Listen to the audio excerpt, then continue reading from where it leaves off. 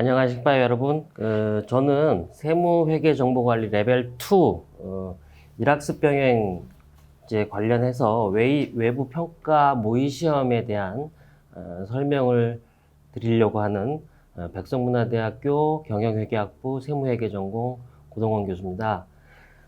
저의 이 강의의 목적은 여러분들이 외부 평가를 보는 과정에 어떻게 준비해야 되고 또 어떻게 공부를 해야 되는지를 간략하게 문제 유형별로 제가 설명을 드리기 위한 거니까 크게 부담 갖지 마시고 들어보시고 또 여기에 맞게 공부를 해주셨으면 좋겠습니다.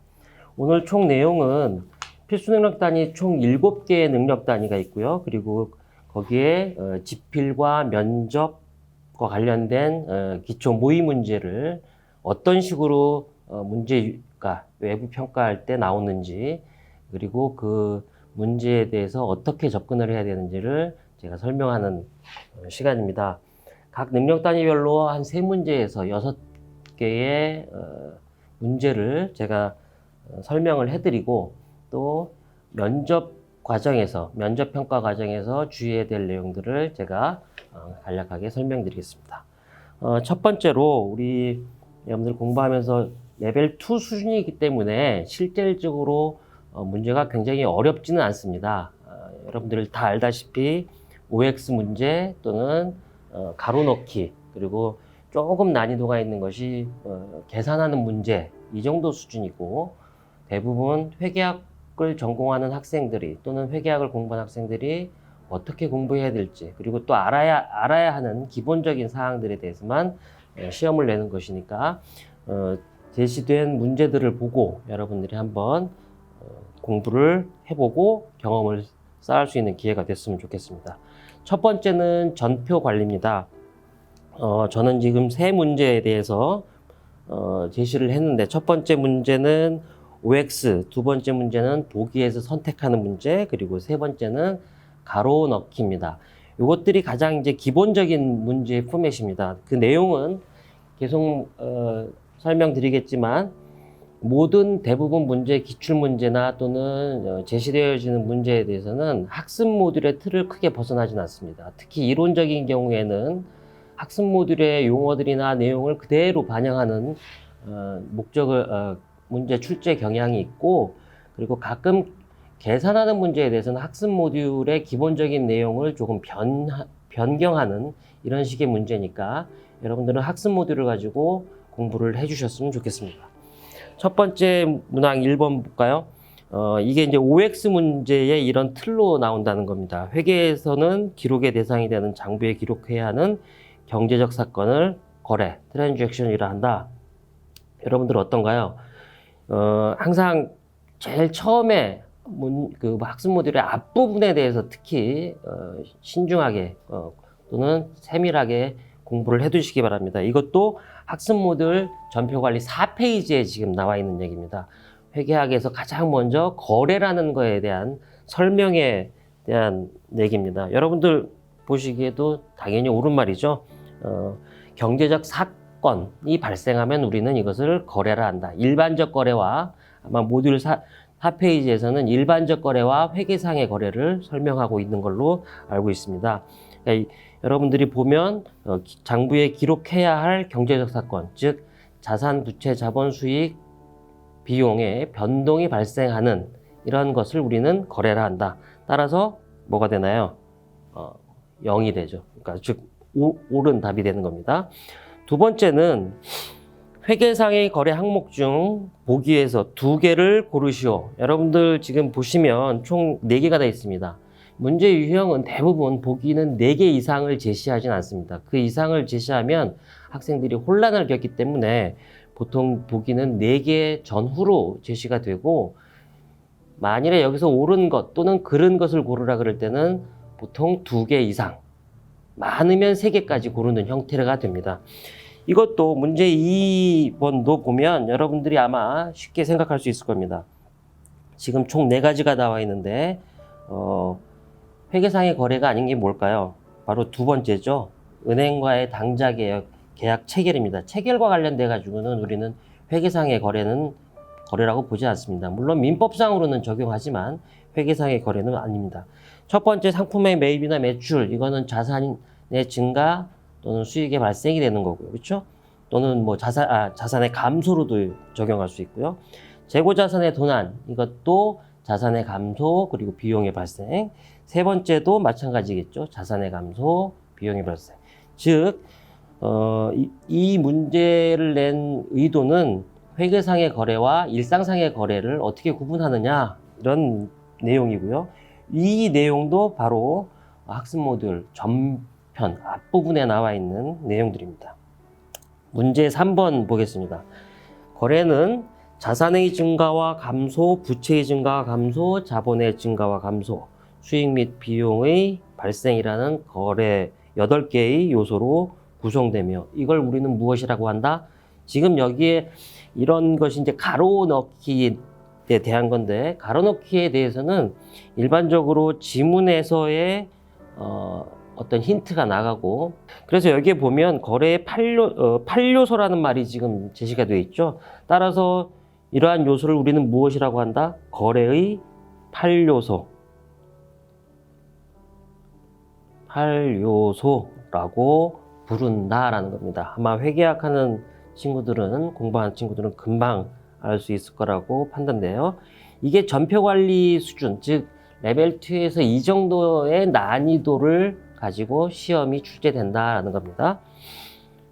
두 번째 능력 단위 결산 처리 볼까요? 결산 처리 같은 경우에도 지필 문제로 출제가 하게 되어 있습니다. 그 외부 평가 유형에서는 첫 번째 문항 봅니다. 이것도 지금 가로 넣기죠. 무엇은 이해 관계자들에게 회계 기간에 기업이 얼마나 벌어들였는가, 이런 거 할 때 앞부분만 잘못 보면 경영 성과라는 말이 나오고요. 또 현재 기업이 어떤 상황에 처해 있는가 라고 했을 때 가로 재무 상태라고 나와 있기 때문에 많은 학생들이 여기다가 바로 그냥 끝까지 안 읽고 재무제표 이런 식으로 또는 재무보고 이런 식으로 쓰는데, 여러분들 맨 마지막을 한번 볼까요? 거래를 요약 정리하여 최종 결과물인 재무제표를 만드는 절차입니다. 절차. 절차가 여기에 키워드입니다. 우리 이 절차를 무엇이라고 할까요? 그렇죠. 결산이라는 말을 씁니다. 그러니까 얼뜻 끝까지 안 읽고 경영성과 재무상태 이러니까 경영성과면은 손익계산서, 재무상태니까 재무상태 보고서 또는 재무보고서, 이런 식으로 설명을 하고 이해를 하고 바로 가로에다가 가로 넣기를 넣는데, 요 끝까지 보고서 그 키워드를 봤으면 좋겠습니다. 두 번째 문항 같은 경우에 OX 문제입니다. 여러분들 이 부분은 학습 모듈 한 16쪽에 지금 이 제시가 되어 있는데, 많은 학생들이 여기 이 부분을 조금 혼동스럽게 생각을 해요. 분계와 이러한 문제와 관련돼서는 분계 문제가 종종 나옵니다. 분계 문제가. 그렇지 않으면 지금처럼 OX 문제 또는 가로 넣기 문제로 이 부분은 거의 단골적으로 출제되는 문제의 내용입니다. 이거와 관련돼서 수익이나 비용의 실현 또는 발생 전 또는 후에 현금 수치 여부를 따져서 우리는 여러분들이 공부를 했을 겁니다. 어떻게 배웠냐면 이연이라는 말을 배웠을 거고 발생이라는 용어를 배웠을 겁니다. 즉 여기서 말하는 이연은 수익이나 비용의 실현 또는 발생 전에 현금을 받거나 현금을 지급한 거, 이걸 우리는 이연이라 그러죠. 그렇죠? 또 발생은 이거의 상대적 개념이죠.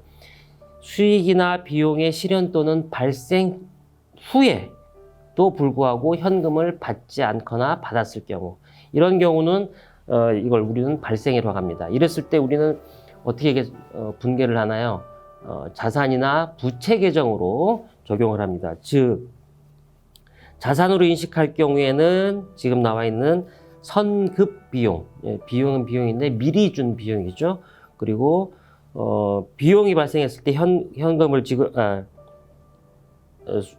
했을 때 발생하는 게 선수 수익, 수익이 발생했을 때도 불구하고 아직 수익이 실현되지 않았는데 미리 현금을 받은 거죠. 이랬을 때는 받은 만큼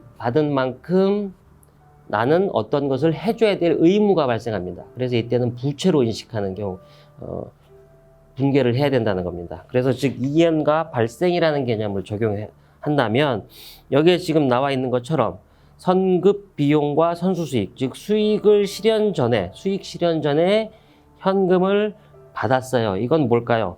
바로 선수 수익에 대한 개념이죠. 그래서 부채로 인식하고 비용 발생 전에 현금을 지급하면 선급 비용으로 돼서 자산으로 인식하는 형태를 띈다라는 겁니다. 이거와 관련해서 여러분들 계속 누누이 얘기하겠지만 분계도 꼭 공부를 해둬야 되는 문제입니다. 이 문제는 굉장히 중요하고 출제 빈도가 빈번하니까 여러분들 꼭 공부를 해두시고 뭐 당연히 이 내용은 뭘까요? 정답이죠. 그렇죠? 5입니다. 세 번째 문제는 이제 감가상각과 관련된 내용입니다. 계산 문제와 관련해서는 크게 가장 빈번하게 나오는 것이 지금 나오는 이 감가상각과 그 다음에 나오는 그 다음은 아니고요. 대손상각에 대한 것들이 주로 제시가 됩니다. 또 하나 공부를 해두실 때 물론 여러분들 다 기억하겠지만 감가상각일 경우에 감가상각비를 계산하는 과정에서는 크게 두 가지 가장 많이 쓰이는 게 뭘까요? 방법 중에 정액법과 정율법이 제시가 됩니다. 숫자가 가급적이면 시험 문제 낼 때는 딱딱 떨어질 수 있는 문제를 주로 선호를 하고요. 그렇지 않을 경우에는 반드시 표시를 해줍니다. 뭐 소수점 몇째 자리에서 반올림하시오 또는 소수 이하는 버릇이요 이런 식으로 쓰는데 여기에 보면 2차년도 회계 말입니다. 그러니까 2차년도니까 두 번 계산을 하라는 얘기죠. 그러니까 많은 그런 개념하고 두 번째는 정율법입니다. 따라서 정율법은 어떻게 되나요? 계산이 취득 원가에서 상각 누계액 전년도까지 누계액을 빼고 곱하기 정율을 곱합니다. 따라서 여기에 나와 있는 잔존가액이나 추정 내용 연수는 고려할 필요가 없죠. 이미 정율을 계산하는 과정에서 이것들이 다 반영이 되어 있다는 겁니다. 그래서 1차년도인 경우에는 이렇게 되겠죠. 상가액이 1,000만 원 마이너스 최초 년도니까 누계액은 존재하지 않을 거고요. 그래서 0 바로 곱하기 0.35 이렇게 됩니다. 됐죠? 그러면 당연히 350만 원 계산이 됩니다. 즉 이럴 때 차변의 감가상각비 350만 원, 대변의 감가상각 누계액 350만 원 이렇게 이제 1차년도 분계가 되고요. 문제는 2차년도 지금 문제를 계산한 거죠. 따라서 1,000만 원 마이너스 350만 원 곱하기 또 0.35 이런 식으로 계산합니다. 그러면 금액이 얼마가 나오냐면 227만 5천 원 이렇게 나온다는 거죠. 그래서 여러분들 정답은 어떻게 되나요? 차변의 감가상각비 227만 5천 원, 대변의 감가상각 누계액 227만 5천 원 이렇게 이제 기록을 해야 됩니다. 지금 여기서는 세밀하게 나와 있지 않는데 계산 금액은 맞았는데 분계가 틀렸습니다. 이랬을 때 부분 점수 주나요? 또는 아니면 전체 다 틀린 건가요? 이런 문제가 질문을 하는데 그거와 관련해서 문제에 반드시 표기를 합니다. 부분 점수도 인정합니다. 또는 부분 점수는 인정하지 않습니다. 이런 식으로 반드시 표기하기 때문에 거기 여러분들이 만약에 점수를 받으려면 이 두 가지 분계와 또는 금액을 정확하게 계산해야겠죠. 여기서는 감가상각비를 계산하라고 했으니까 분계까지는 필요 없겠네요. 그냥 227만 5천 원 이렇게 적으면 정답입니다. 세 번째는 회계정보 시스템입니다. 회계정보 시스템 같은 경우에는 두 가지 문제 유형이 있습니다. 지필과 면접입니다. 일단 지필 먼저 하고 면접은 뒤에. 능력 단위 회계 정보 시스템을 보면 회계 규정의 정의에 대한 설명으로 맞으면 O, 틀리면 X. 이것도 OX죠. 그러니까 여러분들이 긴 것들을 통째로 외울 생각은 하지 마십시오. 오히려 그렇게 하다 보면 뭐 시간도 많이 뺏기고 그럴 수 있으니까 짧게 줄여서 공부하는 방법을 배워야 되는데, 여러분들 회계 규정은 회사에서 회계 업무를 수행하기 위해 제정된 회계 처리 기준과 원칙을 말하며, 이건 뭐 당연히 맞죠? 그리고 거기에도 그 뒤에도 문장을 보면 전혀 이상한 말은 없어요. 회계 연도와 회계 단위, 그리고 그거 관련된 업무 문장부터 매출 원가까지 회계 업무를 수행하는 데 적용되는 일종의 매뉴얼이다. 이것도 학습 모듈에 그대로 나와 있습니다. 이건 뭐 여러분들이 봐도 틀린 말이 전혀 없잖아요. 그렇죠? 절대 고민하면 안 됩니다. 그냥 옳은 것은 옳은 거로 되어 있고요. 두 번째 문장입니다. 문제예요. 무엇은 일정 시점에서의 기업이 보유하고 있는 경제적 자원인 자산과 경제적 의무인 부채, 그리고 자본에 대한 정보를 제공하는 재무보고서이다. 재무보고서죠. 이런 것들은 틀리면 절대 안 됩니다. 주요 키워드가 있죠. 일정 시점. 그리고 여기에는 지금 없지만 일정 시점에 기업의 재무 상태라는 키워드가 있고요. 반드시 또 하나 기억해야 되는 거, 자산, 부채, 자본에 대한 정보가 있다. 그럼 뭘까요? 바로 여러분들이 아마 회계학을 배우면서 제일 먼저 배우는 용어들 중에 하나인 재무 상태표입니다. 이걸 변형할 수도 있겠죠. 만약에 손익계산서라면 일정 기간이라는 키워드가 있고, 재무 상태라는 말이 아니라 경영 성과라는 말이 있고, 그리고 수익과 비용에 대한 의미를 담게 될 겁니다. 그럴 때는 손익계산서 또는 포괄손익계산서, 이런 식으로 답변을 해야겠습니다. 세 번째 문제는 회계 프로그램에서 사업자 등록증 입력 시 필요 입력 사항으로 볼 수 없는 것들은, 이것들은 이제 일반적으로 실무에 어떻게 여러분들이 많이 접근을 했는가, 이 문제를 물어보는 겁니다. 여러분들 한번 이 네 가지 중 아까 제가 말씀드린 게 있었죠. 보기에서는 4개 이상을 가급적이면 제시하지 않습니다. 그럼 여기서 많아야 한두 개라고 하는데, 여러분들 한번 봐보세요. 종목, 업태, 사업자 등록증, 사업자 등록번호, 이건 필수 항목입니다. 그렇죠? 등록사유, 내가 이걸 왜 등록했는지 이런 것까지 뭐 쓸 필요는 없죠. 이런 것들도 금방 상식적인 수준에서만 봐도 나올 수 있는 문제니까 여러분들 공부할 때 잘 참고하시기 바라고, 요거와 관련돼서는 학습 모듈 32쪽에 제시된 내용입니다. 전표 처리입니다. 뭐 전표 관리와 전표 처리 난이도도 거의 비슷한데, 이쪽에서는 전표 처리 부분에서는 주로 세무 쪽의 내용이 조금 강하게 되어 있습니다. 즉, 전표 관리는 재무회계 쪽의 개념을 조금 많이 넣고요. 전표 처리에는 세무회계 쪽의 개념을 조금 많이 넣어서 공부를 하는 방향을 잡았으면 좋겠습니다.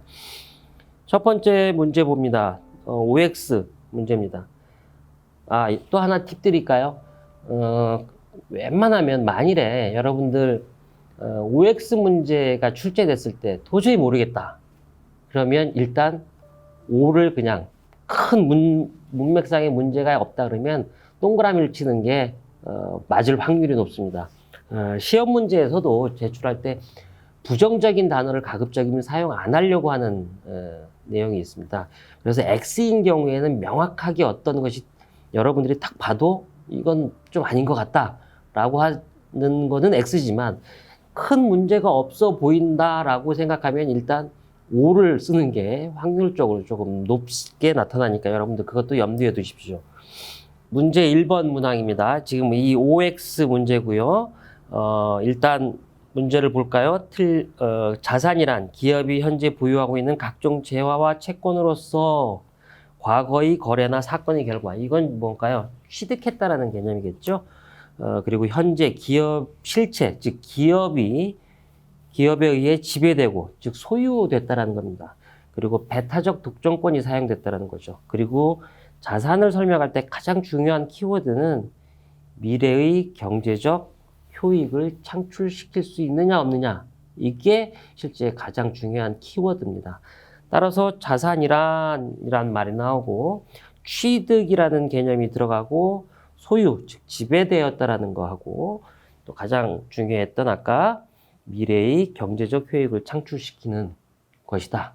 큰 문제가 없잖아요. 그렇죠? 중요한 키워드만 공부하고 있어도 이건 맞출 수 있는 문제입니다. 이것도 뭐예요? 옳습니다.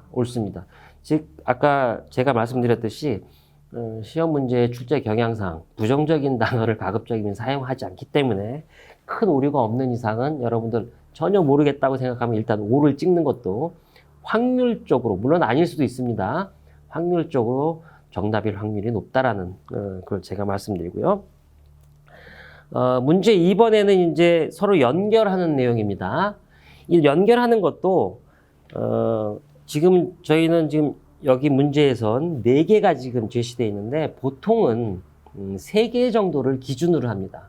또한 여러분들이 공부를 할 때 이 연결형과 관련돼서는 어떻게 공부할까라고 일일이 하나씩 막 너무 광범위하게 여러분들 공부할 내용들이 많잖아요. 그렇죠? 이걸 어떻게 공부할까라고 고민은 하지 마십시오. 여러분들은 학습 모듈을 쭉 보다가 보면 표가 제시가 되어 있는 게 있습니다. 그러면 뭐 예를 들어 세금 계산서는 무엇이고 뭐 수입 세금 계산서는 무엇이고 이런 식으로 학습 모듈상에서 표로 제시한 내용들이 있을 거예요. 그런 것들이 일반적으로 이 연결형 문제에 제시되는 경우가 많습니다. 그러니까 그런 것들을 한번 눈여겨 보시기 바랍니다. 또 하나는 세 개가 나오면 하나는 거의 확실합니다. 나머지 2개가 여러분들이 약간 혼동이 될 수 있는 것들을 제시해 주고요. 한 4개 정도면, 4개 정도가 연결이 되면 2개 정도는 거의 확실한 것들이고 나머지 2개를 혼동할 수 있는 내용인데, 이것도 지금 이 예제 문제를 보면 제가 그런 식의 개념으로 접근해서 지금 제시된 겁니다. 여러분들 한번 봐보세요. 세금계산서, 수입세금계산서, 전자세금계산서, 매입자 발급 세금계산서, 그리고 그거에 대한 설명이 지금 쭉 나와 있어요. 그런데 키워드를 한번 볼까요? 우리가 아는 것부터 한번 적용해도 좋을 것 같습니다. 매입자 발급 세금 계산서입니다. 매입자 발급 세금 계산서는 결국은 누가 하나요? 그렇죠. 매입자가 발급하잖아요. 그래서 이건 이렇게 연결되네요. 그렇죠? 또 하나 수입세금 계산서 같은 경우에는 봐보세요. 수입이니까 우리가 굳이 답을 모르더라도 내용의 C를 보면 세관장이 수입자에게 발급된다 라고 했으니까 이렇게 연결되죠. 나는 C하고 연결될 겁니다. 또 하나 세금계산서, 이게 이제 많이 나오는 건데, 세금계산서는 우리가 이렇게 생각하면 돼요. 그냥 하나씩만 기억하면 되죠. 사업자가 공급자에게 발급하는 겁니다. 그러니까 즉 내가 공급자에게 발급하는 내용들. 그래서 이렇게 되네요. 그렇죠? 그리고 나머지는 전자세금 계산서는 법인 사업자 및 일정 규모 이상의 개인 사업자가 발급하는 것이다. 이렇게 되는 거죠. 그러니까 아까 얘기했듯이 나와라는 여러분들이 금방 문제만 보고서도 알 수 있는 내용이고, 나머지에 대해서는 여러분들이 조금 한번 공부해야 되는 내용들입니다.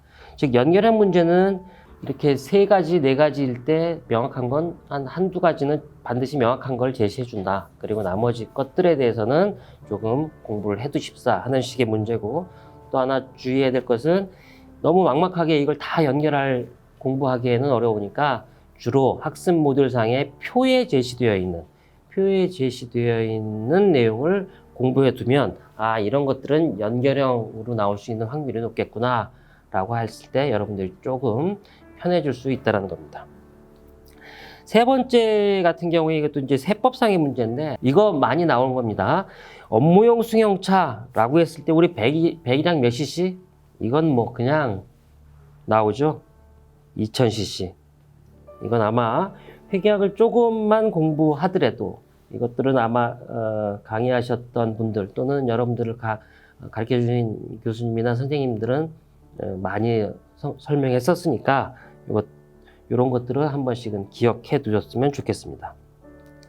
세 번째, 결산 관리입니다. 결산 관리는 실제로 문제가 가장 많이 출제되는 번입니다. 또 하나 문제를 내기에도 굉장히 좋고, 또 이거와 관련돼서 다양한 문제를 변형할 수 있기 때문에 요거와 관련돼서는 여러분들이 좀 공부하는 시간을 조금 여기에 많이 투자를 하셔야 될 것 같습니다.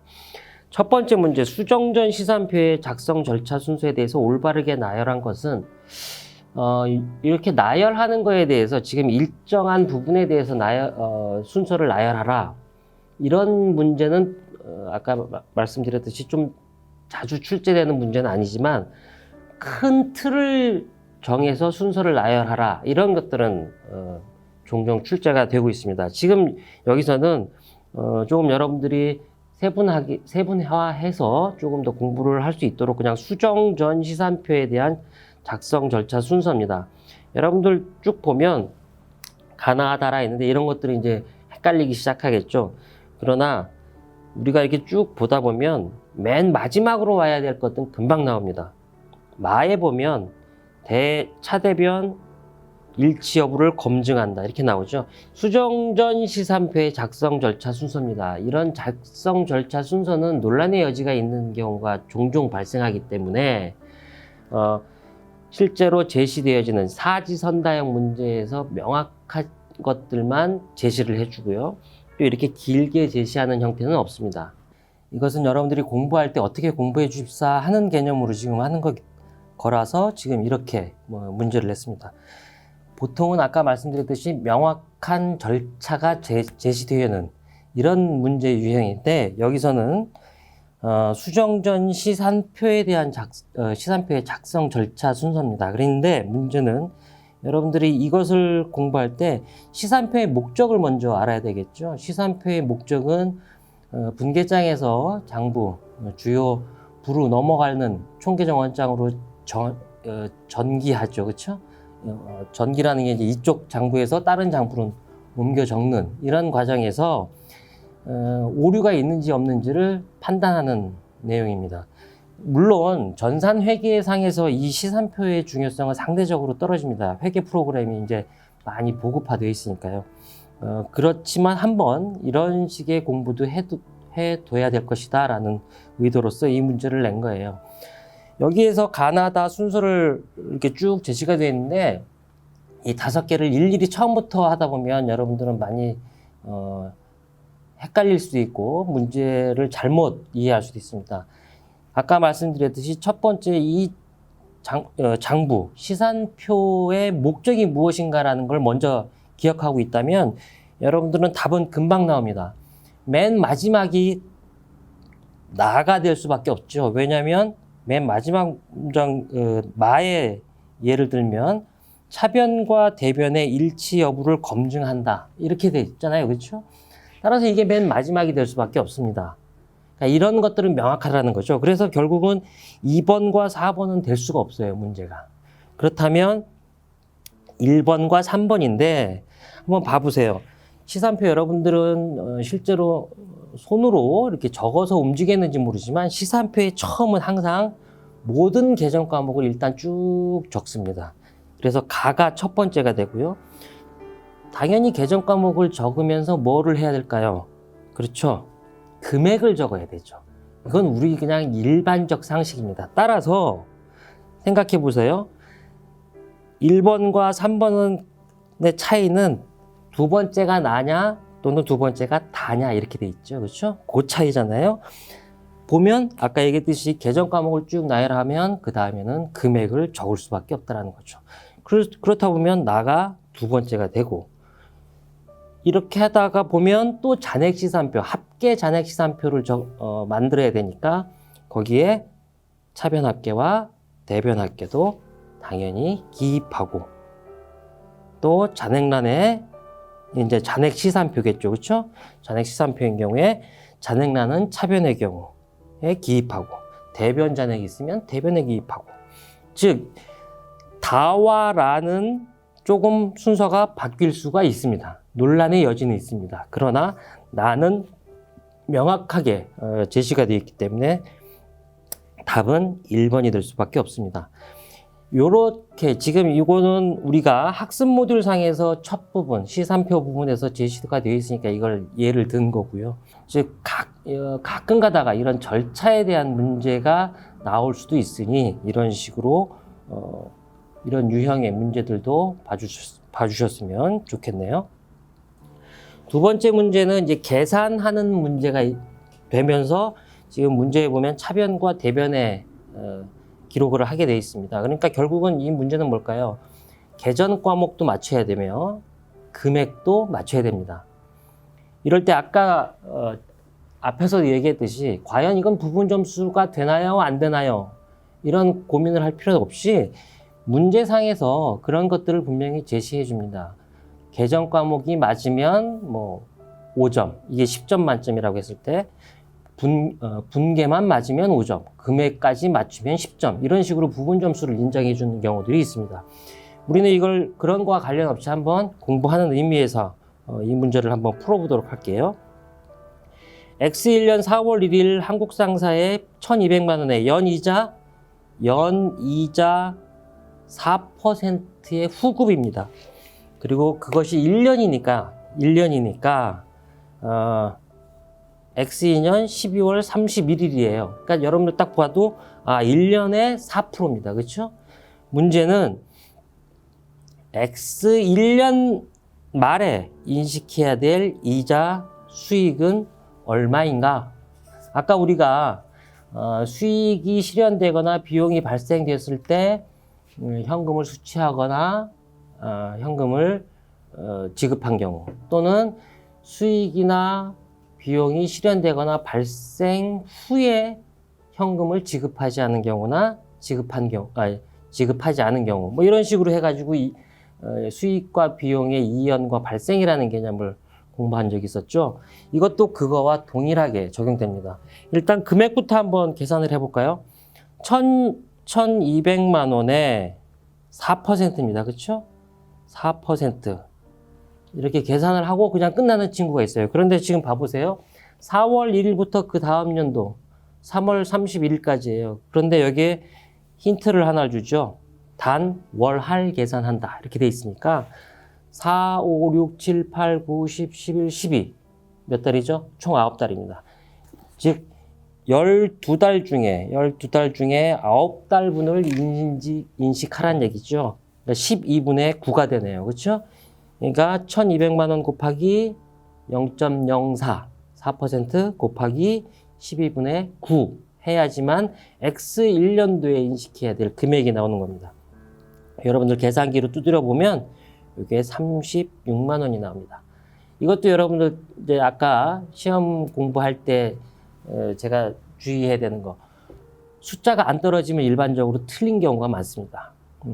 숫자가 가급적이면 회계학에서 시험 문제를 낼 때는 가급적이면 숫자가 딱딱 떨어질 수 있게 문제를 내는 경우가 많아요.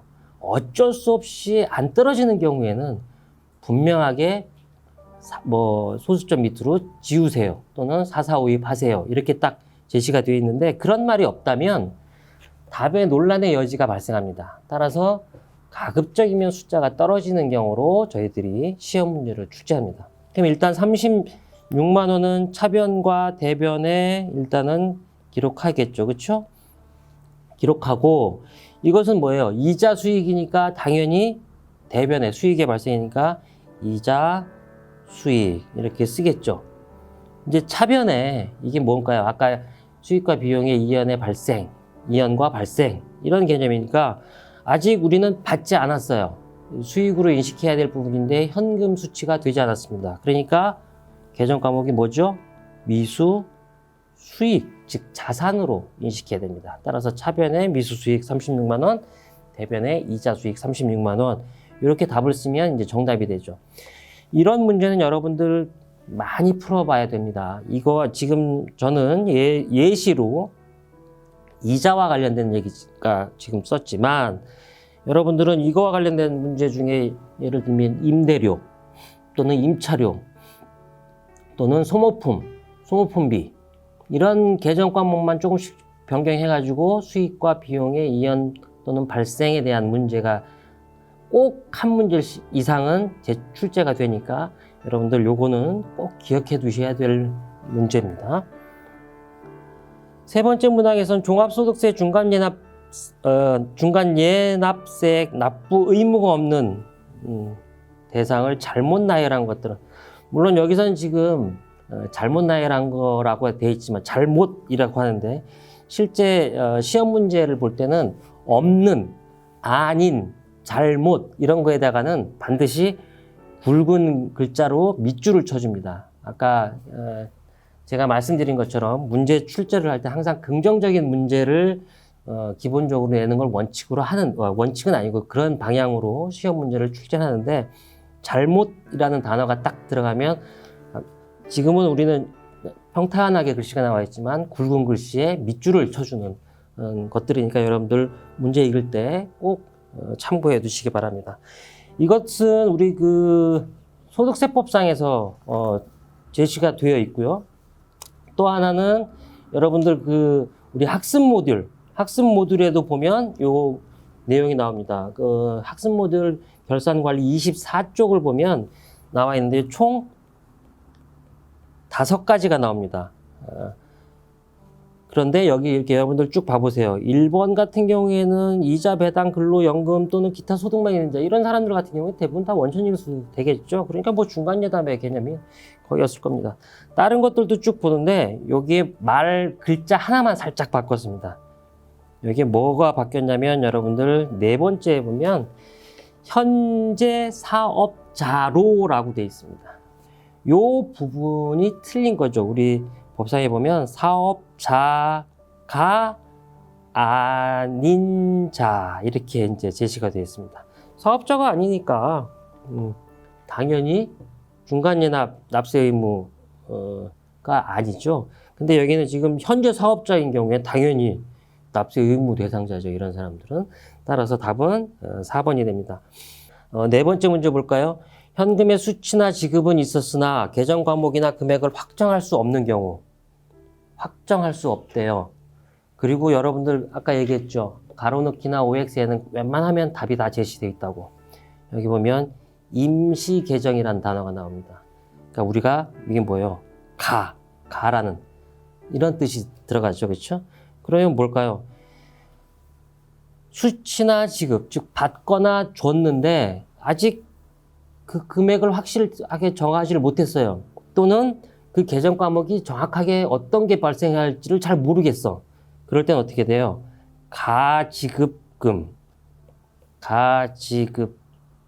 지급금 또는 가수금 이런 계정 과목을 사용한다. 여러분들 다 아시죠? 이거와 관련돼서는 그러면 교수님 가지급금을 먼저 써야 돼요? 가수금을 먼저 써야 돼요? 이거 그럴 필요는 없습니다. 여기 또는 되어 있으니까 이런 경우에는 순서와 상관없이 가수금, 가지급금 이렇게 적으면 돼요. 어떤 A에다가 뭐 가수금을 적든지 B에다가 가수금을 적든지. 또 하나 반드시 가로넣기에 하나를 넣는 것을 원칙으로 하는데 두세 개가 있어요. 그런데 거기에는 A, B, 또 C 또는 나 이런 식으로 반드시 표시를 해줍니다. 그러면 그런 표시가 없다라는 건 모든 가로에 동일한 단어가 들어가는 거고, 동일하지 않은 단어가 들어갈 때는 이런 식으로 A, B 또는 나 이런 식으로 반드시 표시해 주니까 여러분들은 이런 문제 봤을 때 지금 현재 A 또는 B 이런 말이 있었으면 최소한 2개 이상은 써야겠다. 2개 이상이 아니라 2개는 각각 다른 걸로 써야겠다라고 여러분들은 인지하시고 입력을 해주시면 될 것 같습니다.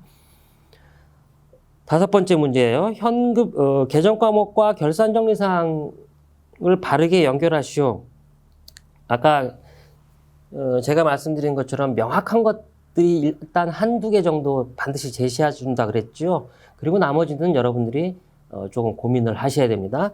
자, 우리가 다른 건 뭐 쭉 스킵하더라도 다른 결산 과정을 공부하다가 보면 제일 많이 접근하는 게 뭔가요? 유형자산입니다. 그렇죠? 유형자산은 아까 뭐였어요? 무조건 감가상각비였죠.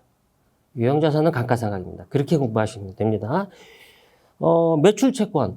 이것도 아마 여러분들 학습 모듈에 항상 나옵니다. 즉 뭐예요? 대손상각을 계산해야 됩니다. 그러면 매출채권은 대손상각. 그렇죠? 또 유가증권 나옵니다. 유가증권 중에 지금 레벨 2에서 공부하는 학생들은 대부분 단기매매증권을 기본적으로 하죠. 단기매매증권은 매매 차익을 보이는 거니까 항상 기말에 어떻게 합니까? 공정가치로 평가를 합니다. 그러면 보이시네요. 그렇죠? 이미 다 결정나고 현금인 현금성 자산은 이제 현금 과부족이라는 개정 과목에 접근해야 될 겁니다. 따라서 여러분들은 이 문제를 보면 가는 B, 나는 C, 다는 A, 그리고 라는 유형자산, 감가상각 이렇게 적용될 수 있다는 걸 공부하시면 됩니다. 즉, 요 내용이 지금 결산 정리사항 요것이 바로 아까 연결형은 교수님이 제가 뭐라 그랬나요? 표에 있는 것들을 중점적으로 보면 연결형이 나올 수 있겠다라고 공부할 수 있는 요령도 또 생길 수 있고 굳이 그게 없다면 지금 이런 문제처럼 굵직굵직하게 나올 수 있는 것들을 보여주는 겁니다. 이 문제는 실제로 학습 모듈 36쪽에 보면 이 문제가 제시되어 있습니다. 이것도 어떻게 되어 있다고요? 표로 되어 있습니다. 그러니까 이런 문제들을 중점적으로 표로 되어 있는 것들이 중점적으로 연결형과 관련된 문제일 것이다 라고 염두에 두고 공부하면 훨씬 더 공부할 때 수월할 거라고 생각합니다. 문제 6번은 OX네요. 아까 앞에서도 계속 얘기했지만 항상 어떻게 한다고요? 긍정적인 마인드를 가지라. 그래서 무조건 여기다가 또 동그라미 맞다라고 표시하면 이거는 안 됩니다. 물론 확률적으로 5가 나올 수도 있지만 항상 5가 나올 수는 없습니다. 근데 여러분들 이거 금방 알겠죠? 매도 가능 증권은 단기 매매 차익을 목적으로 보유한 유가증권이며 이거 벌써 첫 문장부터 틀립니다. 그렇죠? 매도 가능 증권은 단기 매매가 아니라 뭐예요? 단기 매매 차익이 아니라 뭐예요? 장기 투자 목적을 위해서 보유하고 있는 자산입니다. 그리고 평가는 당연히 공정 가치로 평가를 하게 되어 있습니다. 이건 뭐 처음부터 문제가 틀리니까 당연히 X가 되겠네요. 단기 매매 차익을 목적으로 하는 유가증권은 단기 매매 증권이고 그리고 평가도 당연히 기말 공정 가치로 평가한다. 이건 X지만 여러분들이 쉽게 맞출 수 있을 거라고 봅니다. 이제 면접과 관련된 문제를 좀 볼까요? 면접 문제를 할 때 많은 학생들이 너무 단답형으로 얘기하는 경우들이 있어요. 그렇게 하다 보면 평가하시는 분들이 평가하기가 굉장히 어렵습니다. 그러니까 조금 길게 설명을 하고 그리고 혹시 모르는 거가 있으면 다른 거를 설명하면서 하고 또 그렇다 보면 약간씩의 정답이 나올 수 있는 것들이 있습니다. 또 하나는 그렇다고 해서 말을 무조건 많이 하는 게 좋은 거냐? 그건 아닙니다. 항상 키워드가 들어가야 됩니다. 중요한 단어들은 반드시 들어가야지만 면접 평가하시는 분들이 정량적이거든 정성적이든 좋은 점수를 줄 수 있다는 겁니다. 꼭 기억해 두십시오. 학습 모듈에 있는 모든 문장을 다 외우려고 생각하시면 그건 못 외웁니다. 그 많은 걸 어떻게 여러분들이 다 외우겠습니까? 그건 어떤 사람들은 또 못 외워요. 항상 공부할 때 주요한 키워드를 갖고 면접 평가 문제를 준비하시라. 첫 번째, 소액현금제도의 종류인 정액자금 전도제도와 부정액자금 전도제에 대해서 설명하시오. 만일 이렇게 물어보다면 이 소액현금과 관련돼서 여러분들 실무를 해보면 아시겠지만 한번 생각해 보세요.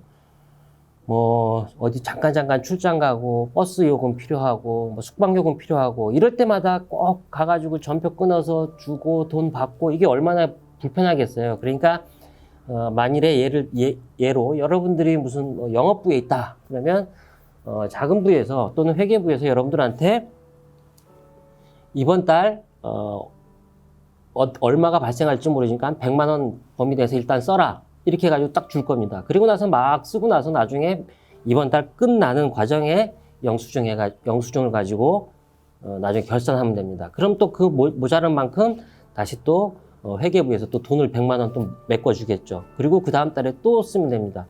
이런 것들이 소액현금제도의 개념인데 일정 금액을 계속 맞춰주는 겁니다. 그러니까 영수증은 그때그때 줘도 되지만 뭐 한꺼번에 모아서 줘도 되는 거고, 그렇다 하더라도 쓰면 또 일정 금액을 맞춰주고, 또 쓰든 안 쓰든 또 일정 금액을 맞춰주는 이런 것이 정액자금 전도 제도예요. 계속 맞춰주는 거고요. 부정액자금 전도 제도는 뭘까요? 상대적인 개념이에요. 금액이 일정하지 않게 그때그때 필요한 만큼 이렇게 넣어주는 제도입니다.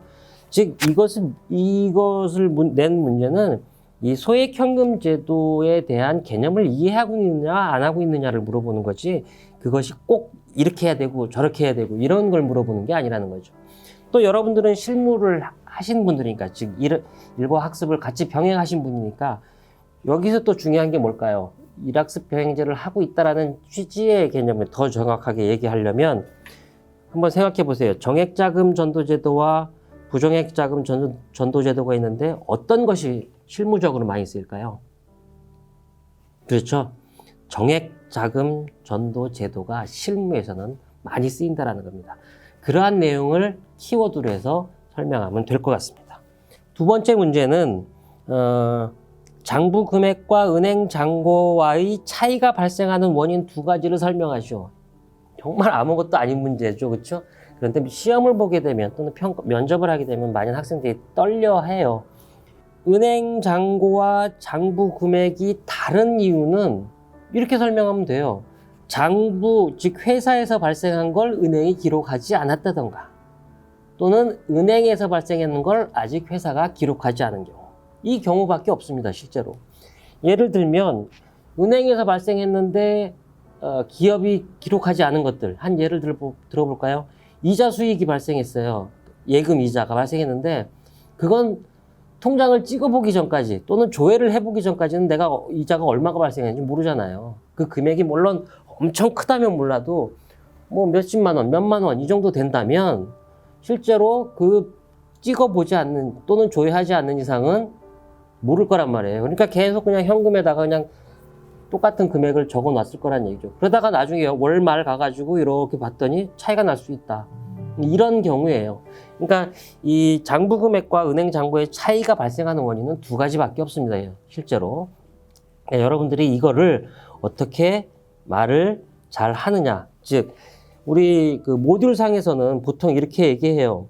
회사 측 잔액에는 반영되었으나 은행 측 잔액에는 반영되지 않은 경우, 또 은행 측 잔액에는 발생하였으나 회사 측 잔액에는 반영하지 않은 경우, 이렇게 되어 있으니까 이걸 막 무슨 시험 문제처럼 이렇게 생각하지 마시고 대부분 다 실무의 개념이니까 여러분들이 설명을 적절하게 하면 좋을 것 같습니다. 세 번째 문제 같은 경우에는 법인 카드 또는 신용카드 지출 증빙을 확인하고 회계 처리하는 때 여러분들은 어떻게 하시겠습니까? 이런 거예요, 여러분들. 방법에 대해서 지금 두 가지를 물어보잖아요. 우리 모듈상에서는 한 6가지 정도가 나와요. 그런데 이 6가지를 다 외우려고 하면 실제로 힘들죠. 이런 거는 실무를 한 학생들이라면 금방 이해할 겁니다.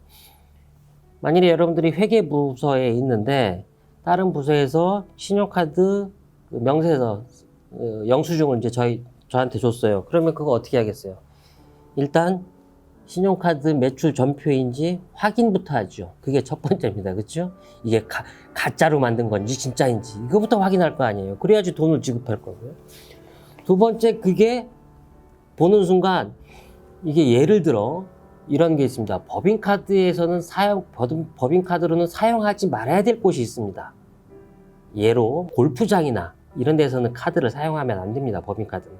물론 뭐 다른 걸로 해서 만들 수는 있겠죠. 일반적으로 지금 제가 말씀드리는 겁니다. 따라서 그걸 보고 찍힌 곳을 보고 야 이거 우리 회사의 계정 과목으로 사용할 수 있겠다 없겠다는 당연히 어떻게 해야 돼요? 확인하고 확정져야 되겠죠. 그리고 이거 사용하면 안 됩니다. 이 시간에 사용하면 안 됩니다. 이런 것도 확인해야겠죠. 그렇죠? 법인카드는 제가 알기로는 12시 또는 10시 이후에는 사용이 금지가 됩니다. 사용할 수 있는 것이 뻔하잖아요. 그 시간이 넘어가면 사용할 수 있는 것이 뭐 술집 이런 데밖에 거의 사용이 안 되기 때문에 그 시간도 제한하는 경우들이 있습니다. 물론 그렇지 않은 경우도 있겠죠. 그러니까 이런 것들을 확인하고요. 세 번째는 일단 신용카드는 지금 당장 현금이 나가는 게 아니잖아요. 그렇죠? 이건 나중에 갚아야 됩니다. 그래서 이걸 이제 부채로 인식해야 되는 거고. 네 번째, 그거 했을 땐 어떻게 해야 돼요? 날짜도 확인해야 되겠죠? 날짜가 이게 정확한 날짜인지. 그러면 날짜가 이제 여기까지 확인됐다면 이제 전표를 작성을 해야겠고요. 네 번째는 그 전표가 이제 아까 얘기했듯이 부채니까 이제 갚아야 돼요. 갚아야 되니까 어떻게 돼요? 통장 계좌에다가 입금을 해야 될 거고요. 그리고 나머지 나중에는 이제 그 다음에 어떻게 돼요? 입금하고 결제일이 지나면 은행에서도 뭐 딸랑 하고 이게 통지가 오겠죠. 정상적으로 출금이 되었습니다라는 게 있습니다. 그러면 그거 보고 출금이 되는지 확인하고 이런 즉 6가지 절차를 쭉 설명을 하고 있습니다. 여기서 2가지 이상을 설명하세요 이렇게 돼 있지만 여러분들은 이런 거 우리 일상생활에 대한 개념이고 여러분들이 일학습 병행을 같이 하는 학생이 있기 때문에 이런 것들을 굳이 외우려고 할 필요 없이 여러분들 같으면 어떻게 하겠습니까? 그건 절차에 따라서 하는 것도 있겠지만 당연히 해야 되는 내용들입니다. 그래서 이런 문제들도 여러분들이 꼭 학습 모드를 꼭 다 그대로 외우기보다는 여러분들이 이걸 어떻게 적용하느냐 이걸 지금 보기 위한 거니까 적절하게 답을 해주셨으면 좋겠습니다. 면접 평가와 관련해서 다음은 회계정보 시스템 운영입니다. 여기에 주로 물어볼 수 있는 것들은 회계정보 시스템 운영과 관련해 가지고는 아주 단골 문제입니다. 물론 이 문제는 계산형으로도 나올 수 있고 또는 이렇게 면접형으로 나올 수 있는데 첫 번째 이제 질문자가 이렇게 얘기합니다. 안정성 비율 중 이렇게 시작을 합니다. 그러면 우리 정보 시스템에서는 그 모듈에서는 안정성 비율이 몇 개 없어요. 그리고 나서 기업의 장기 부채 지급 능력을 판단하기 위한 부채 비율과 이자 보상 비율을 설명하시오 이렇게 되어 있습니다. 레벨 3인 경우에는 이것에 대한 재무제표를 제시해 주고 그리고 그 비율을 계산하는 문제를 내는데 레벨 2에서는 거기까지는 잘 내지 않는 경향이 있습니다. 일단 여러분들 이 질문에서도 답이 나오죠. 안정성 비율이라고 하니까 뭐겠어요? 기업의 안정성을 얼만큼 담보하는가, 즉 유동성도 확보해야 되고 또 부채의 상대적 비율을 또 계산해야 될 필요가 있다라는 걸 먼저 생각하시면서 답변을 하면 되겠네요. 그렇죠? 일단 부채 비율은 근데 요거는 조금 문제가 있습니다. 우리 그 학습 모듈에는 어떻게 제시가 되어 있냐면 총 부채를 총 자산으로 나누는 것을 부채 비율이라고 지금 우리 학습 모듈에는 나와 있는데 요것은 조금 논란의 여지가 있습니다. 대부분의 책에서 보면 또는 대부분의 비율과 관련해서는 총 부채를 자본 총계로 나눕니다. 자본 제가 여기다가 쓸게요. 그러니까 자기 자본의 개념이겠죠. 자기 자본, 자본 총계니까 자기 자본으로 나눕니다. 그러니까 즉 D분의 2분의 D 이렇게 계산합니다. 그래서 일단은 회사의 이 안정성, 이 부채 비율이라는 게 레버리지를 나타내는 비율이다. 레버리지를 나타내는 비율이다. 키워드 하나 있었고요. 계산식을 얘기해야 되겠죠. 그렇죠? 총 자기 자본분의 부채 2분의 D. E는 에쿼티예요. D는 뎁트고. 그래서 2분의 D. 자기 자본분의 부채. 이렇게 설명을 해야 되고 또 이것들은 누가 관심을 가질까요? 부채 비율이라는 건. 그렇죠? 세 번째 키워드, 채권자가 관심을 갖는 건 비율입니다.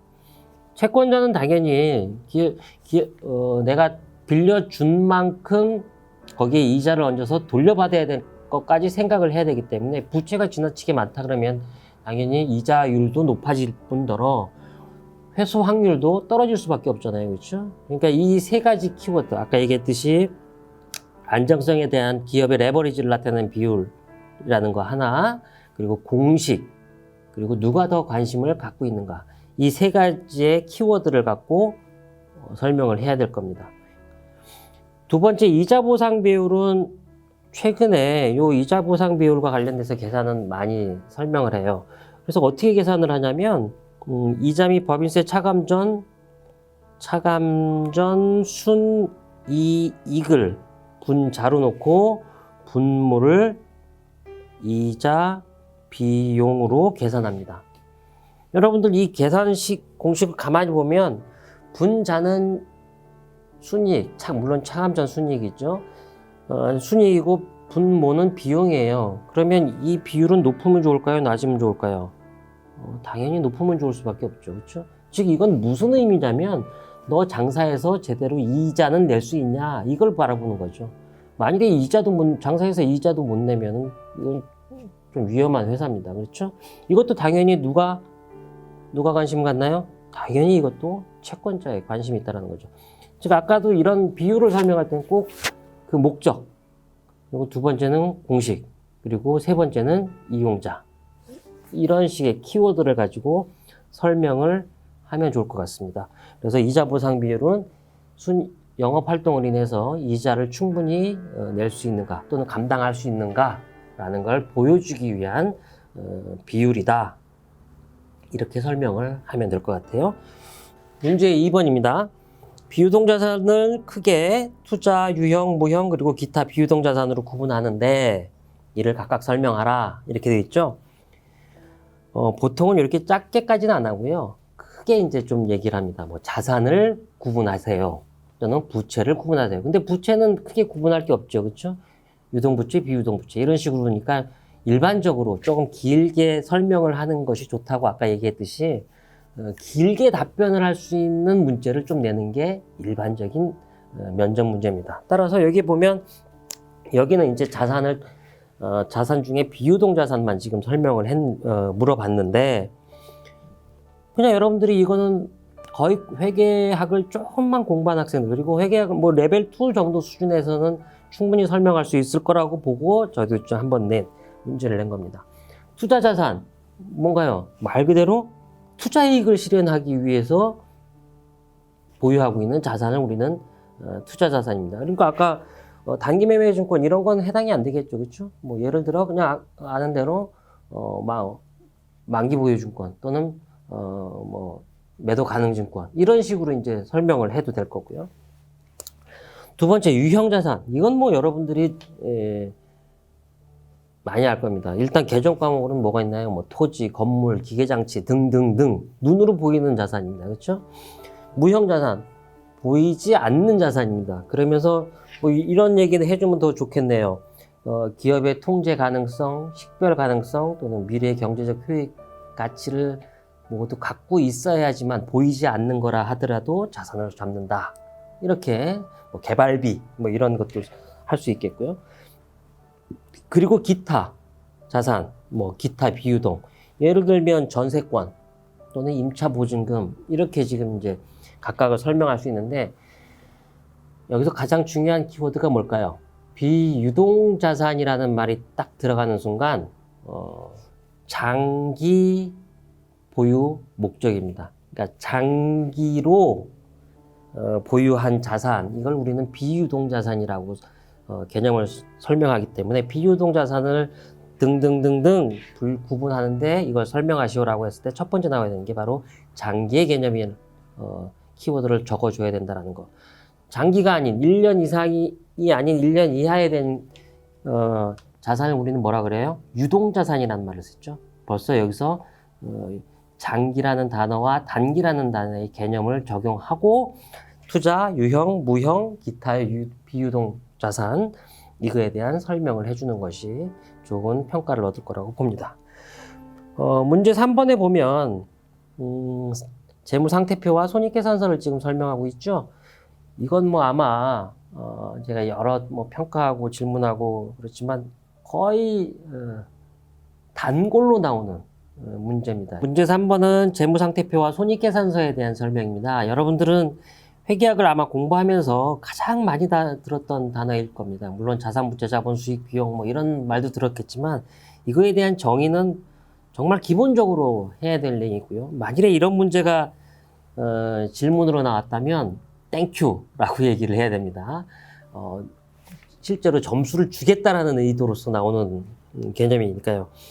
일단은 재무상태표와 손익계산서는 아까 우리 앞에 선다형으로도 나오고 뭐 연결형으로도 나올 수 있고 또는 OX로도 나올 수 있고 또 가로넣기도 나올 수 있고 다양한 방법으로 나올 수 있으니까 여러분들은 한번 꼭 다시 한번 평가를 보기 전에 한번 정리를 좀 해봤으면 좋겠다는 생각이 들고요.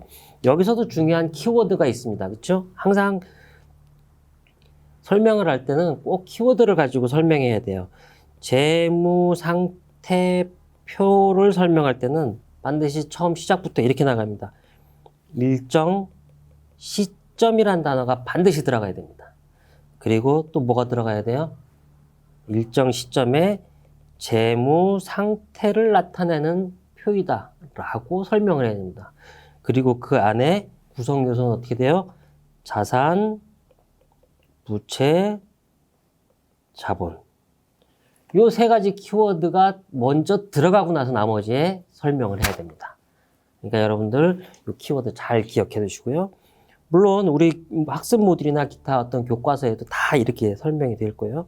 손익계산서도 계산서도 마찬가지로 키워드가 있습니다. 그렇죠? 이거와 동일하게 매칭을 시켜가면서 공부를 하십시오. 손익계산서는 뭐예요? 일정 기간입니다. 1월 1일부터 12월 31일 또는 뭐 7월 1일부터 12월 30일 이런 식으로 기간 동안에 아까는 재무 상태였는데 지금은 뭐예요? 경영 성과를 나타내는 거고요. 거기에 크게 항목을 비유하면 수익과 비용이 들어간다. 수익 항목과 비용 항목이 들어간다. 그래서 손익계산서에서 뭐가 발생한다? 뭐를 산출한다? 이익을 산출한다. 단기 순이익 또는 단기 순손실. 물론 손실이 날 수도 있으니까요. 그러니까 이 세 가지의 기본 키워드를 먼저 설명하고 이걸 중심으로 설명하면은 여러분들은 좋은 평가를 받을 수 있다. 계속 제가 말씀드리지만 이 면접 문제에 대해서는 꼭 키워드를 중심으로 해서 답변을 하셔야 됩니다. 키워드 없이 그냥 뭐 시간만 끌고 주저리 해봐야 평가하시는 분들은 중요한 키워드를 이미 다 알고 계시거든요. 그리고 그걸 설명하는 건 길게 해도 상관이 없지만 그 중요한 키워드가 없는 상태에서는 점수를 부여하기가 굉장히 어렵습니다. 그걸 꼭 염두해 두시고 공부를 해줬으면 좋겠습니다. 이제 얼마 안 남았습니다. 결산관리 부분입니다. 재무상태표 작성 시 유의해야 될 사항, 재무상태표를 작성할 때 유의해야 될 사항, 이거 아마 학습 모듈 저 중간쯤에 보면 요거와 손익계산서는 어떻게 만들어야 되고 재무상태표는 어떻게 만들어야 되는가 요게 이제 설명하는 부분이 있는데 재무상태표는 아주 간단하죠. 아까 우리가 얘기했듯이 크게 구분을 해야 됩니다. 그렇죠? 유동자산과 비유동자산으로 구분하라. 이게 첫 번째고요. 그러니까 뭐 유동자산에는 뭐 재고자산, 당좌자산 이런 것도 있고 아까 비유동자산에는 뭐예요? 투자, 유형, 무형, 기타 이런 것들이 있었다. 이렇게 얘기를 해야 되고 이게 첫 번째고요. 두 번째는 재무상태표 작성할 때 당연히 뭐 자산, 부채, 자본, 수익, 미안합니다. 자산, 부채, 자본을 꼭 구분해서 당연히 표시해야 되는 거고 또 항목은 절대로 통합하면 안 됩니다. 다 구분해서 표시하는 걸 원칙으로 합니다. 물론 이것도 질적 특성에 의해서 중요성의 원칙에 의해서 중요하지 않은 건 통합을 할 수 있지만 그렇지 않은 경우에는 다 각각으로 구분 지어서 표시하라. 또 세 번째는 상계를 하면 안 된다라 그래요. 그러니까 우리 이런 거 있죠. A라는 사람한테 100원 받을 거 있고 또 A라는 사람한테 뭐 50원 줄 게 있다. 그래가지고 그냥 퉁 쳐가지고 50원 이렇게 쓰면 안 된다라는 거예요. 줄 거 기록하고 받을 거 기록하고 이런 식으로. 즉 중요성의 원칙에서 크게 중요하지 않다면 상계해도 되지만 아주 중요하지 않다면 상계를 하는 그러니까 서로 이렇게 삭제하는 거죠. 이건 하면 안 된다라는 원칙이 있습니다. 이 세 가지 원칙은 반드시 설명을 하고 거기에 대한 부수적인 설명을 해야 될 필요가 있다라는 겁니다. 문제 2번. 현금 흐름을 파악하기 위해서 결산 자료 준비 시 필요한 자료에 대해서 설명하시오. 이건 여러분들 흔히 얘기하면 현금 흐름표 작성할 때 이거 어떻게 해야 되냐 이런 거를 애둘러서 얘기한 건데, 쉽게 얘기하면 현금 계산할 현금이 지금 들어가고 나가고 이런 거 보려면 어떻게 해야 돼요? 이 개념이에요. 여러분들 한번 상식적으로 생각해 보세요. 돈 들어오고 나가고 또는 지금 마지막 잔액이 얼마인고 이런 거 보려면 어떻게 해야 됩니까? 결국은 우리가 흔히 보는 재무 상태표하고 또 손익 계산서, 그리고 계정별, 계정 과목별 명세서, 뭐 이런 것들을 갖고 있으면 쉽게 볼 수 있다는 거죠. 물론 여기서 뭐 계정 과목별 명세서 이렇게 얘기해도 되지만, 뭐 가장 쉽게 얘기하면 뭐 현금 계정 명세서 뭐 이런 것도 봐도 되겠다라는 거죠. 즉 이것들은 여러분들이 그 실무를 접했던 학생들이니까 그 개념을 조금 이해하고 있느냐, 모르고 있느냐, 이걸 지금 보여주기 위한, 묻기 위한 문항이니까 여러분들 적절하게 설명을 하면 될 것 같습니다. 문항 3번에 보면 손익계산서 개별 표시 항목의 구분 중 다음 중 하나를 선택해서 거기에 계정 과목 또는 표시 항목을 한 뭐 3개씩 들어보세요 라고 하면, 한번 여러분들 생각해 보세요. 매출액, 매출원가, 판매비와 관리비, 영업의 수익, 영업의 비용. 가장 편한 거 선택하면 됩니다. 그렇죠? 하나만 선택하라고 했으니까. 이 많은 거를 다 하고 각각을 설명하시오 이러면은 굉장히 길어져요. 그렇게 물어볼 수가 없습니다. 그러니까 예를 들면 이렇게 물어볼 수는 있습니다. 혹시 학생 판매비와 관리비 계정 과목에 대해서 한 몇 개 아는 대로 얘기해 주세요. 뭐 이런 식으로는 물어볼 수 있다는 거죠. 그래서 이걸 좀 포괄적으로 하기 위해서 하나를 선택하고 거기에 3개 이상 한번 답해 보세요. 이런 겁니다. 실제로 매출액과 관련해 가지고는 말할 수 있는 게 별로 없을 거예요. 예를 들면 뭐 작업 회물, 수출액, 장기 할부 매출 뭐 이런 식으로밖에 설명이 안 되니까 여러분들이 답하기가 굉장히 곤란할 겁니다. 그러나 판매비와 관리비나 영업의 비용 이런 것들은 굉장히 많잖아요. 그렇죠? 판매비와 관리비 가장 대표적인 게 뭐가 있을까요? 급여, 복리후생비, 접대비, 감가상각비, 뭐 광고 선전비, 연구비, 지금 대충 해서 이렇게 막 쭉쭉 나오잖아요. 그렇죠? 그 중에 뭐 3개 여러분들이 많이 쓰이고 있는 거, 이런 거 하나씩 얘기해 주면 될 것 같고요. 영업의 수익, 장사 이외의 수익이 뭐가 있을까? 매출액은 당연히 아니겠죠. 그렇죠? 그건 이미 매출액에 들어갔으니까. 뭐 이자, 배당, 임대료 이런 것들이 대부분 다 영업 외수익이잖아요. 뭐 단기 매매증권 처분이익, 뭐 유형자산 처분이익 이런 것들입니다. 그러니까 무슨 이익인데 매출은 아닌 거, 이런 것들은 여러분들이 생각해가지고 설명하면 될 것 같고요. 이것도 물론 지금 이 내용도 학습 모듈 중간쯤에 82쪽에 보면 표로 이렇게 정리되어 있는 것들이 있는데, 이걸 뭐 다 외울 필요는 없습니다. 여러분들 많이 쓰이고 있는 거를 하나씩 생각하면 됩니다. 영업의 비용도 마찬가지입니다. 가장 대표적인 게 여러분들 기억나는 게 뭐가 있을까요? 이자 비용. 그렇죠? 아까 근데 임차료는 아니죠. 임대료는 영업의 수익인데 임차료 아니다, 영업의 비용이다, 이렇게 하면 안 됩니다. 임차료는 판매비와 관리비입니다. 그런 거는 주의하게 공부를 해야 되고요.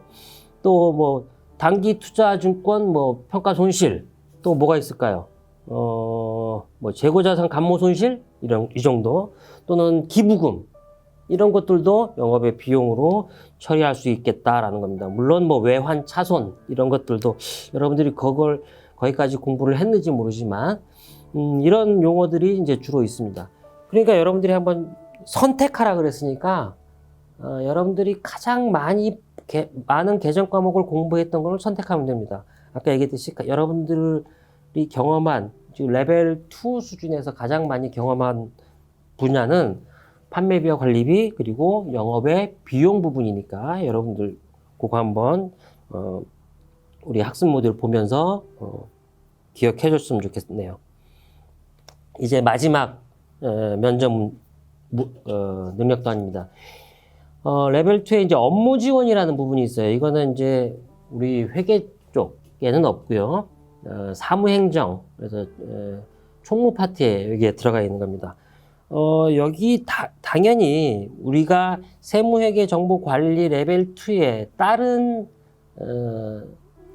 직종의 능력 단위가 들어갔다는 건 우리가 그걸 심도 있게 물어보는 개념은 아니겠죠, 그렇죠? 그러나 다른 말로 하면 요 내용은 여러분들이 실무를 하는 과정에서의 일반적 상식의 수준을 물어보는 경우들이 대부분입니다. 첫 번째 한번 볼까요? 인장, 그러니까 도장의 종류 및 사용 범위에 대해서 설명하시오. 물론 우리 모듈상에서 그 업무 지원 모듈상에서는 이 5가지가 제시되어 있습니다. 법인인감, 사용인감, 직인, 개인, 현장 소장인 이렇게 되어 있는데 이 5개를 다 우린 여기서 지금 뭐 몇 개만 얘기하세요 이렇게 안 하고 그냥 다 설명해 보시오 라고 했으니까 일단 이 5개는 쭉 설명이 될 겁니다. 법인인감 당연히 법인에 쓰는 거고요, 그렇죠? 사용인감 대표자 명의에 발급된 문서 이런 것들에 주로 찍는 도장이고요. 직인은 여러분들 많이 들어보셨나요? 대외 공문서 발급할 때 주로 사용되는 겁니다. 개인, 그러니까 어떤 부서, 그래서 이제 증명서 발급할 때, 여러 증명서 발급할 때 찍는 거고요. 현장 소장인, 이건 말 그대로 그냥 우리 아까 얘기했듯이 소액현금 할 때 그때 찍는 조그마한 도장 같은 거, 요런 것들입니다. 그러니까 요런 것들에 대한 거를 설명하는데, 여러분들은 이거를 5개, 뭐, 하나하나 다 외울 필요가 있을까요? 여러분들이 만일에 현재 실제로 일학습을 같이 병행했다면 요 개념만 이해하고 있다면 충분히 설명할 수 있는 내용이라고 생각합니다. 가장 많이 사용하는 게 보통 뭐 법인인감이나 뭐 직인 정도 또는 뭐 현장 소장인 정도는 여러분들이 잘 아실 거라고 생각하고요. 두 번째, 인장 분실 사유서를 작성하래요. 왜 그럴까요? 이런 건 외우면 안 됩니다.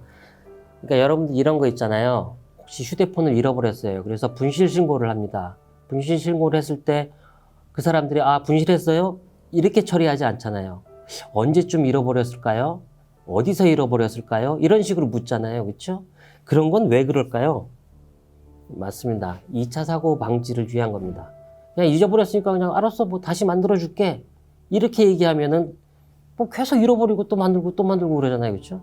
항상 중요한 것들이 잃어버리면 뭐 잃어버린 거에 대해서는 할 수 없어요. 물론 잃어버리지 않으면 더 좋겠죠.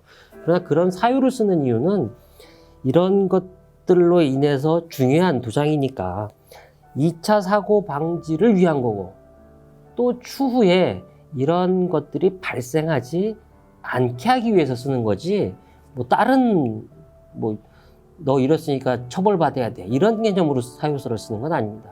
아까 다시 키워드로 2차 사고 방지 목적 그리고 추후에 이러한 유사한 사건이 발생했을 때 주의하라 이런 개념으로 사유서를 작성하는 겁니다.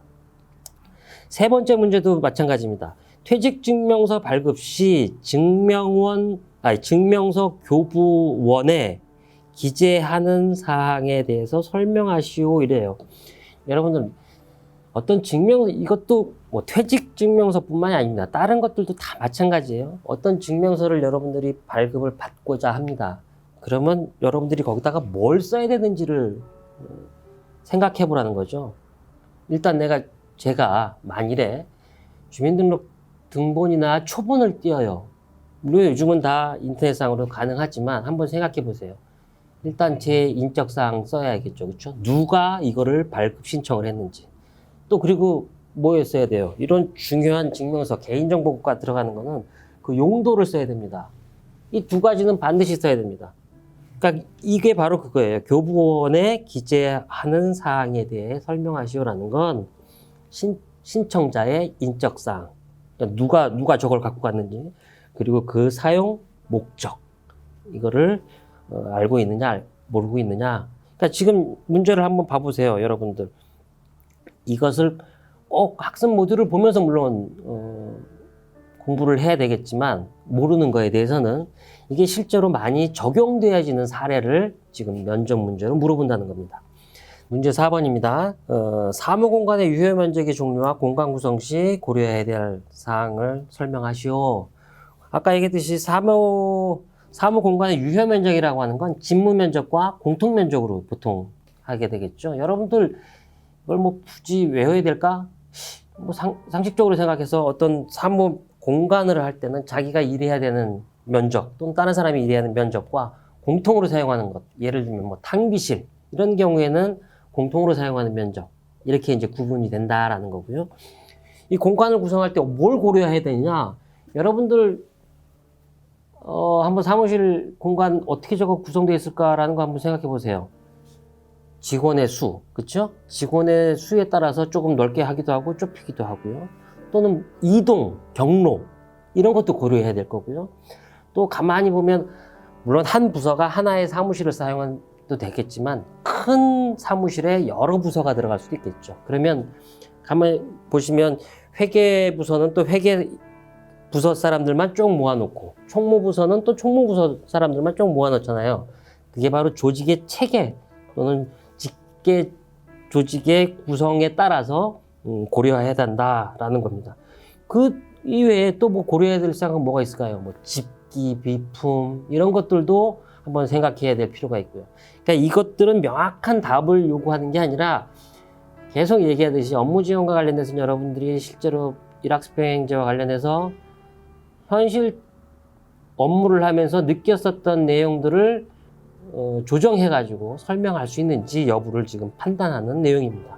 뭐 가구의 배치 이런 거 아까 얘기했듯이 집기 이런 것들도 고려할 수 있겠네요. 이제 두 문제 남았습니다. 그렇죠?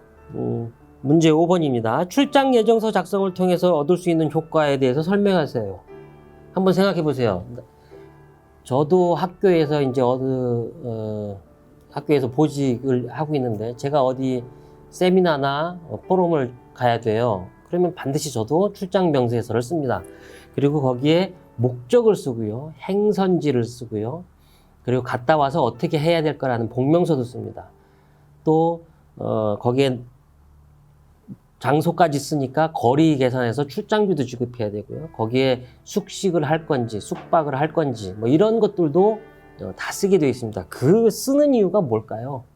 그냥 저 사람 뭐 놀고 먹나 이런 거 쓸까요? 출장 예정 증명서, 예정서 또는 출장 신고서 뭐 이렇게 되겠죠. 바로 가장 큰 목적은 잘못 사용되거나 과도하게 사용되는 비용을 체크할 수 있고 업무를 좀 더 효율적으로 운영할 수 있는 이것을 보기 위해서 실제로 사용된다는 거죠. 어떤 한 개개인을 통제의 목적으로 쓰는 게 아니라 비용의 적정성 그리고 업무의 효율성을 정리하는 그런 목적으로 출장 예정서라는 것 또는 출장 명세서 이런 걸 쓴다는 거죠. 갔다 와서는 반드시 출장 복명서라는 것도 쓰게 되어 있습니다. 그렇죠? 물론 아닌데도 안 쓸 수도 있겠지만 일반적으로는 거기까지 다 쓴다. 문제 6번입니다. 이제 마지막 면접 문제입니다. 법인 인감 신규 각인이 필요한 상황에 대해서 설명하세요. 여러분 이게 무슨 말인가요? 법인 인감을 새롭게 만들 필요가 있는 상황이 뭐겠냐라는 거죠. 왜 새롭게 만들겠어요? 쉽게 얘기하면 법인 인감 물론 잃어버리면 안 되겠지만 잃어버렸어. 그럼 당연히 다시 또 만들어야 되겠죠. 그렇죠? 그럴 때도 신규로 해야겠고.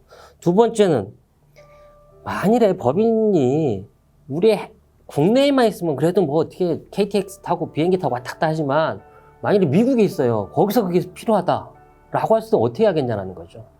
그럴 경우엔 새롭게 만들어야겠죠. 만들어서 또 등록해놔야 되고요. 그러니까 결국 그런 경우 또는 회사의 업무나 일부를 1년 이상 어떤 특정 기관에 위탁을 하는 경우가 있어요. 이런 경우에도 지금 위탁을 한 거니까 나도 지금 써야 되는 거고 그쪽에서도 내가 나의 업무를 위탁했으니까 우리 업무를 대신 해주잖아요. 그렇죠? 그럴 때마다 맨날 그 사람들이 우리 회사에 와가지고 이거 찍어주세요, 찍어주세요. 이렇게 할 수는 없는 거란 얘기예요. 그럴 때 만들어준다는 거죠.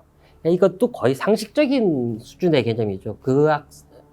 사람들이 어떻게 생각하고 있는가, 그리고 이런 내용들이 왜 필요한가, 그 상황들을 여러분들은 적절하게 판단하셔가지고 설명하면 좋을 것 같습니다. 이상으로 우리 그 일학습 병행 관련해가지고 세무회계 정보관리 레벨 2의 지필과 면접 외부평가를 볼 때 여러분들이 어떤 점을 주의하고 어떻게 공부해야 되는 것을 한번 간략하게 조금 설명을 했습니다.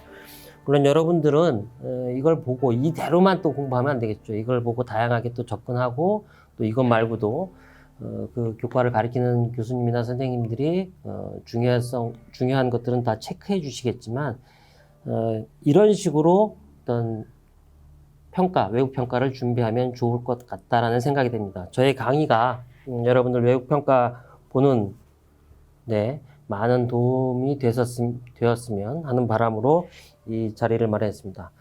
긴 시간 동안 시청해 주셔서 감사합니다.